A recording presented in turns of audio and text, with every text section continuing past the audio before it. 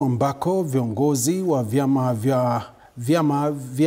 vya KUPPET na JSS wanaendelea kulalamikia kujumuishwa kwenye bima ya afya SHA sawa na mamlaka ya kujisimamia kwa walimu wa JSS na ajira za walimu wanagenzi. Mike Chalo, walimu wanasemaje?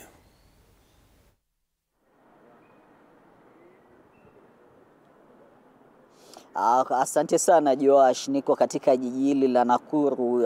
Kumbuka kuwa idara ya elimu inaendelea kukumbwa na misukosuko kutoka katika masuala ya afya hadi uajiri wa walimu wa JSS, na hivyo basi leo nitakuwa naungana nao viongozi wa KUPPET na JSS katika jiji hili. Watakuwa wananizungumzia masuala mazima uhamisho wa bima ya walimu ya afya kutoka Minet kuelekea SHA, na vile vile swala zima la kuweza kuajiriwa kwa walimu wa JSS katika mikataba ya kudumu. Nikianza na wewe, pengine kiongozi, mpaka sasa unazungumziaje swala la uhamisho wa bima ya afya ya SHA kutoka Minet kuelekea SHA kwa walimu? Asante sana TV47. Jina langu ni Simon Waita na mimi ni mwenyekiti wa chama cha KUPPET katika kaunti ya Nakuru. Na walimu wameghadhabishwa na habari kwamba tunahamishwa kutoka ile bima ya Minet kwenda bima ya SHA. Walimu wanaendelea kusononeka kwa sababu wameona hata serikali ikiendelea kukubali kwamba SHA inakumbwa na matatizo. Na jambo la kwanza ambalo walimu wanahofia ni baada ya kusoma ile kandarasi wakaona kwamba ati mtu atatumia ile shift kwanza, alafu ikiisha ndio sasa utaingia ile enhanced SHA, ambapo tunaona mwalimu ataumia. Tena ile swala la kuulizwa kwamba uanzie kwenye dispensary ukipanda polepole, tunaona yule mtu ambaye ni mgonjwa ataendelea kuumia akifuata ile tunaona kama ni red tape. Kwa hivyo walimu wanaghadhabika sana. Jambo lingine ni kuendelea kuona swala la saratani ama kansa haijaweza kuchukuliwa kwa uzito, kwa sababu tumeona mara nyingi walimu wakienda hospitalini ile bili inaendelea kupanda na wakati mwingine inazidi ile allocation ya mwalimu. Kwa hivyo sisi kama KUPPET hapa Nakuru tunasema kwamba tujeona serikali ikifanya public participation vizuri. Licha ya kuita baadhi ya walimu wachache tu, tungetarajia kwamba serikali ingekuwa na vikao na walimu na kuweza kutuarifu, na ndio tuweze kuuliza maswali ambayo tunaona bado hatujaweza kuelewa. Kwa hiyo unachokisema ni kuwa walimu hamkuhusishwa katika uhamisho wa bima hii?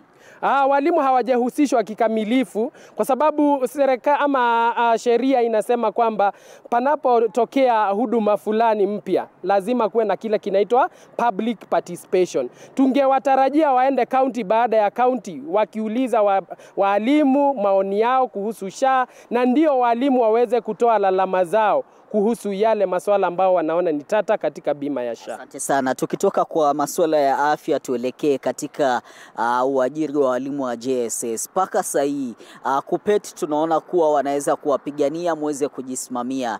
Vile vile kwa upande wa pili NAT imekuwa ikipinga hilo. Maoni yako ni gani? Pengine paka sasa hii mwelekeo wa JSS ni gani? Thank you very much. My name is Fazul Simon Mwangi, JSS Nakuru County. And I want to address the recent development on what the President said, that the JSS interns will not be confirmed. I want to remind the President that he promised himself that the JSS interns will be confirmed immediately after finishing the year contract. And now the contract is ending on 31st December. Then the President goes ahead and says the interns will be confirmed.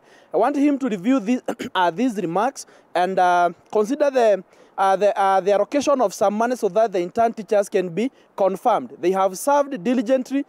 Most of them are science interns. They have served when they were needed most, when we had no science teachers in our junior school. So we request the President, we request the National Assembly, set some money aside so that these teachers can be confirmed. Tukiachana na mambo ya uajiri wa hao walimu wanagenzi, tukija katika kujisimamia kwa JSS. Paka sasa hii hatima yenu ni gani? Tunaelekea mwaka mwingine. Mnadhani kuwa mtaweza kujisimamia? Manake changamoto zimesemwa kuwa ni nyingi. Pengine unadhani bajeti ya JSS kujisimamia itakuwepo?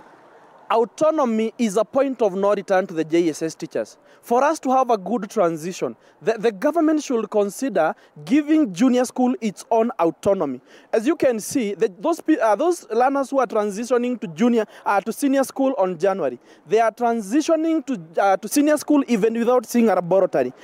Despite the government releasing a lot of capitation, this capitation has not been assisting the junior school students. So we demand the government to consider giving junior schools autonomy, its own administration, so that they can be able to run their affairs well.